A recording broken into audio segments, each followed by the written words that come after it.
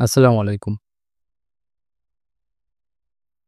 নবম দশম শ্রেণীর ৬ অধ্যায়ের একটি গুরুত্বপূর্ণ অংশ মিশ্রণের তাপমাত্রা নির্ণয়। যেখানে ১ বা ২ বা ততোধিক মিশ্রণ একসাথে মেশানো হয় এবং এটার চূড়ান্ত তাপমাত্রা নির্ণয় করতে বলা হয়। আজকে আমরা ওই ধরনের একটা ওই টপিকটা সম্পর্কে একটু ধারণা নিব। তো এটা সম্পর্কে আমাদের জানতে হলে অধ্যায় সম্পর্কে একটা ধারণা নিতে হবে। অধ্যায়ের কিছু শব্দ সম্পর্কে আমাদের ধারণা থাকতে হবে। যেমন ১ম যে ধারণাটা থাকতে হবে সেটা হলো তাপ এবং তাপমাত্রা বিষয়ক ধারণা।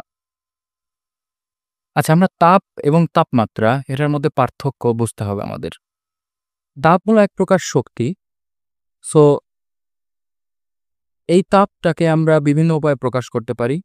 ই দিয়ে প্রকাশ করতে পারি, কিউ দিয়ে প্রকাশ করতে পারি, এইচ যেকোনো কিছু দিয়েই প্রকাশ করতে পারি।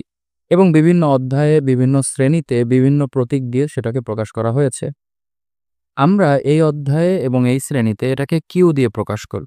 তাহলে তাপ এক প্রকার শক্তি, সুতরাং এর একক হবে জুল। তাপমাত্রা তাহলে কি? তাপমাত্রা হলো এমন একটা পরিমাপক যা নির্ধারণ করে যে দুইটি তাপীয় বস্তু যাদের মধ্যে তাপ আছে তারা একে অপরের সংস্পর্শে এলে, একে অপরের সংস্পর্শে বলতে একে অপরের তাপীয় সংস্পর্শে, ইট ডাজন্ট মিন যে তাদেরকে টাচ করতে হবে, বাট তাপীয় একটা সংস্পর্শে আসতে হবে। তাপমাত্রা হলো সেই রাশি যা নির্ধারণ করে দুইটি তাপীয় বস্তু একে অপরের তাপীয় সংস্পর্শে আসলে কে তাপ দেবে এবং কে তাপ গ্রহণ করবে। ফর এক্সাম্পল, তোমার বন্ধু এবং তোমার মধ্যে যদি কারো কাছে ২০ টাকা থাকে আর কারো কাছে ১০ টাকা থাকে এবং দুজনের উদ্দেশ্য যদি হয় একটা ইকুইলিব্রিয়ামে আসা, তাহলে যার কাছে বেশি আছে সে দেবে এবং যার কাছে কম আছে সে নেবে, যতক্ষণ পর্যন্ত দুজনের কাছে সমান পরিমাণ টাকা না হচ্ছে। একইভাবে তাপীয় বস্তুগুলোও তাই করে। যার কাছে তাপমাত্রা বেশি সে তাপ দিতে থাকে এবং যার তাপমাত্রা কম সে তাপ গ্রহণ করতে থাকে ঠিক ততক্ষণ পর্যন্ত যতক্ষণ না দুজনের তাপমাত্রা একই হচ্ছে। আচ্ছা, এবার আসো আপেক্ষিক তাপ ধারণ ক্ষমতা, যাকে এস দিয়ে প্রকাশ করা হয়। এটা বলতে কি বুঝি? এটা হলো যখন আমরা যদি কোনো একক ভরের বস্তু অর্থাৎ ১ কেজি ভরের বস্তুর এই বস্তুটার তাপমাত্রা যদি আমরা ১ ডিগ্রি সেলসিয়াস অথবা ১ কেলভিন বৃদ্ধি করতে চাই, তাহলে আমাদের যে পরিমাণ তাপ শক্তির প্রয়োজন হবে তাকে বলছি তাপ ধারণ ক্ষমতা, আপেক্ষিক তাপ ধারণ ক্ষমতা। এটির মান নির্দিষ্ট এবং সাধারণত তোমাদের প্রশ্নে দেয়া থাকবে। তবে আমাদের জন্য ভালো হবে যদি আমরা বইয়ে থাকা কিছু মানগুলো মুখস্থ করে রাখি এবং এটার একক হয় joule per KG per kelvin, অর্থাৎ প্রতি কেজিতে ১ কেলভিন বৃদ্ধি করতে যতটুকু জুল অর্থাৎ তাপশক্তি প্রয়োজন হয়। এবার আসো সুপ্ত তাপ নামে একটা জিনিস। সুপ্ত তাপ হলো পদার্থের ওই রাশি, আমরা এটা তখনই পরিমাপ করি যখন তাপমাত্রার কোনো পরিবর্তন হয় না অথচ অবস্থার পরিবর্তন হয়। এমন উদাহরণ আমরা কোথায় পেতে পারি? যেমন বরফ যখন গলতে শুরু করে বা গলে, তখন কিছু সময় পর্যন্ত ওই গলিত বরফের পানি যেটা আছে সেটার তাপমাত্রাও বরফের সমান অর্থাৎ ০ ডিগ্রি সেলসিয়াস থাকে। অর্থাৎ এই ক্ষেত্রে বরফ গলার জন্য অবশ্যই তাপের প্রয়োজন হয়েছে, কিন্তু এখানে তাপমাত্রার কোনো ব্যত্যয় ঘটেনি। আবার আমরা জানি পানি সর্বোচ্চ ১০০ ডিগ্রি সেলসিয়াস তাপমাত্রায় পৌঁছাতে পারে, কিন্তু আমরা এটাও জানি পানিতে ১০০ ডিগ্রি সেলসিয়াসের ওপরে তাপমাত্রা যদি আমরা দিতে চেষ্টা করি, এটার অবস্থান পরিবর্তন হয়ে এটা বাষ্পে পরিণত হয়। অর্থাৎ এখানে পানির আবার একইভাবে যতই আমি তাপ দিচ্ছি, পানির কোনোভাবেই তাপমাত্রার পরিবর্তন হচ্ছে না, শুধুমাত্র পানি এক অবস্থা থেকে অন্য অবস্থায় চলে যাচ্ছে। এই ধরনের রাশিগুলো পরিমাপের ক্ষেত্রে আমরা যে শব্দটা ব্যবহার করি, অর্থাৎ পদার্থগুলো তাদের অবস্থান পরিবর্তনের জন্য যে পরিমাণ তাপ গ্রহণ করেছে এবং তাদের এখানে কোনো তাপমাত্রার পরিবর্তন হয়নি, সেই রাশিকে বলা হচ্ছে সুপ্ত তাপ। সুপ্ত তাপ আমরা সাধারণত পানির ক্ষেত্রে ২ ধরনের দেখতে পাই। বরফ গলনে সুপ্ত তাপ, যেটা বরফকে গলতে সাহায্য করে তাপমাত্রা পরিবর্তন না ঘটিয়ে, এবং বাষ্পীভবনের সুপ্ত তাপ, যেটা পানিকে বাষ্পতে পরিণত হইতে সাহায্য করে তাপমাত্রার কোনো পরিবর্তন না ঘটিয়ে। আমাদের এখানে ২টা সূত্রের প্রয়োজন হবে সাধারণত। এক হলো Q equals to M S del theta.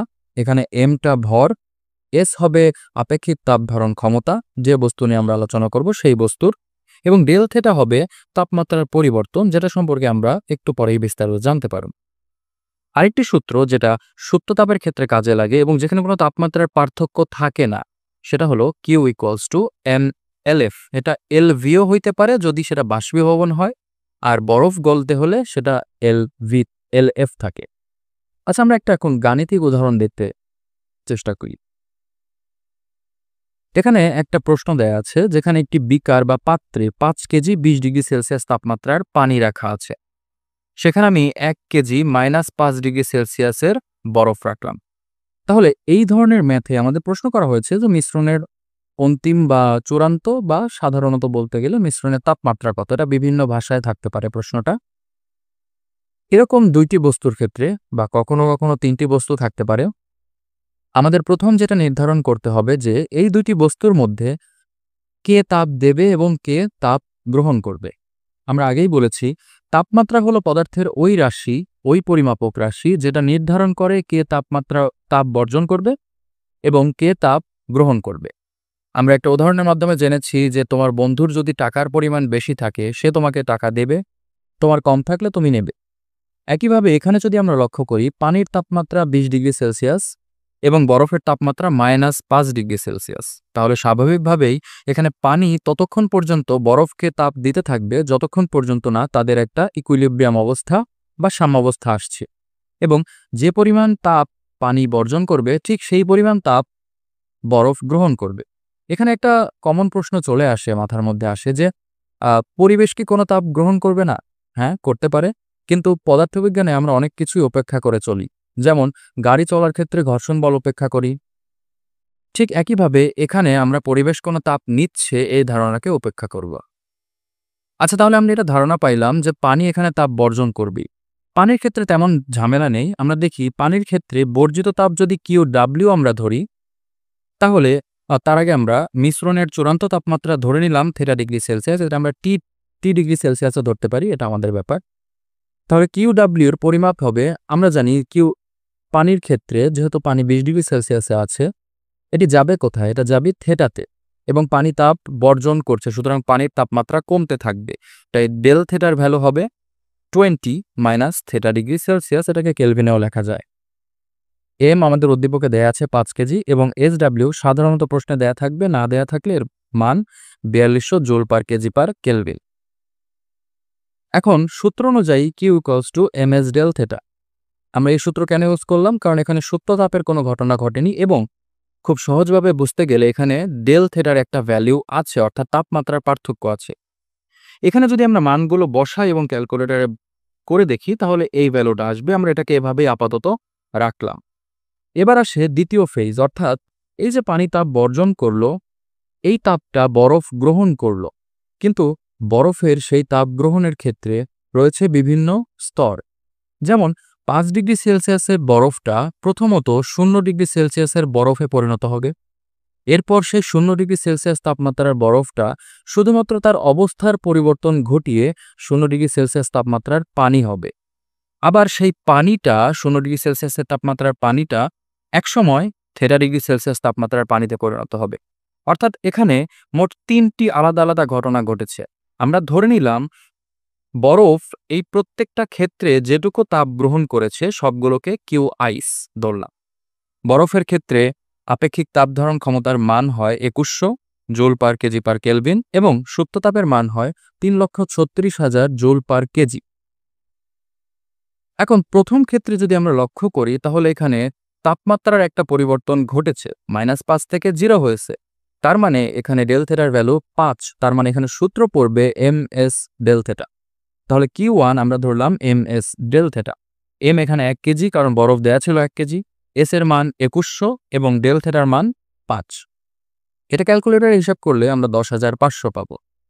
এবার দ্বিতীয় স্টেপে আসলে আমরা Q2 দেখতে পাবো এবং এখানে লক্ষ্য করলে আমরা বুঝতে পারবো এখানে 0 ডিগ্রি সেলসিয়াসের বরফ 0 ডিগ্রি সেলসিয়াস তাপমাত্রার পানিতে পরিণত হয়েছে, অর্থাৎ এখানে কোনো তাপমাত্রার পরিবর্তন ঘটেনি। এখানে তাপমাত্রার কোনো পার্থক্য নেই, শুধু অবস্থার পরিবর্তন ঘটেছে। তাই আমরা এখানে সূত্র দিব Q সমান mLF, সুপ্ত তাপের সেই সূত্রটি। এখানে m এর মান 1 এবং LF আমরা আগেই আলোচনা করেছি 3,36,000। এই মানটা বসিয়ে আমরা ক্যালকুলেটরে বসালে 3,36,000 পাবো। এবার আসো Q3-তে, যেখানে 0 ডিগ্রি সেলসিয়াস তাপমাত্রার পানি 0 degree Celsius theta degree Celsius তাপমাত্রার পানিতে পরিণত হয়েছে। এখানে অনেকেই ভুল করে, আমরা এতক্ষণ যে আলোচনা করলাম সেটা বরফ ছিল, কিন্তু 0 ডিগ্রি সেলসিয়াস তাপমাত্রার পানি অবশেষে 0 ডিগ্রি থিটা ডিগ্রি সেলসিয়াস তাপমাত্রার পানিতে পরিণত হবে। তাই এখানে এস এর ভ্যালুটা আসলে হবে 4200, অর্থাৎ পানিরটা। এম ছিল 1 কেজি, অর্থাৎ বরফ গলেই তো পানি হয়েছে, এবং ডেল থেটার মান হবে থেটা মাইনাস 0 ডিগ্রি সেলসিয়াস, অর্থাৎ থেটা। এটাও যদি আমরা ক্যালকুলেটরে বসাই পাবো 4200 ইন্টু থেটা। এখন আমরা বললাম বরফ এতগুলো স্টেজে যদিও সে তাপগুলো গ্রহণ করেছে, তার মোট তাপ গ্রহণের মান আমরা ধরে নিয়েছি কিউ আইস। সেই কিউ আইস হবে 3টি তাপের মানের যোগফল। এই 3টি যদি আমরা যোগ করি, তারপরে আমরা এখন একটা উপপাদ্য লিখব, যেটা বলা চলে আমাদের সেই বন্ধুর উদাহরণের মতো, তুমি ততটুকু টাকায় গ্রহণ করতে পারবে যতটুকু তোমার বন্ধু তোমাকে দান করবে বা দেবে। একইভাবে আমরা জানি গৃহীত তাপ সমান বর্জিত তাপ। আমরা জানি গৃহীত তাপ, এতক্ষণ যে ক্যালকুলেশনটা আমরা করেছি, এই পুরো রাশিটার মান হলো সেই গৃহীত তাপ। বর্জিত তাপ আমরা একটু আগে যেটা করলাম, সেই ভ্যালুটা হলো আমাদের বর্জিত তাপ, যা পানি কর্তৃক বর্জিত হয়েছে। এবং এই দুইটি বসানোর পর আমরা যদি একটু ক্যালকুলেট করি এবং সবগুলো থেটাকে আমরা যদি বাম দিকে নিয়ে আসি এবং ধ্রুবক রাশিগুলোকে ডান দিকে নিয়ে যাই, তাহলে আমরা খুব সহজেই থেটার মানটা বের করতে পারি। এবং এই থেটার মানটা এখন বের হয়েছে 2.92 ডিগ্রি সেলসিয়াস, যেটা কিনা আলটিমেটলি আমরা ধরে নিয়েছিলাম মিশ্রণের চূড়ান্ত তাপমাত্রা হবে থেটা ডিগ্রি সেলসিয়াস। সুতরাং আমরা বুঝতে পারলাম, যদি আমরা 20 ডিগ্রি সেলসিয়াস তাপমাত্রার 5 কেজি পানির মধ্যে -5 ডিগ্রি সেলসিয়াস তাপমাত্রার 1 কেজি বরফকে মিশ্রিত করি, তাহলে কিছুক্ষণ পর সেই মিশ্রণের তাপমাত্রা দাঁড়াবে 2.92 ডিগ্রি সেলসিয়াস।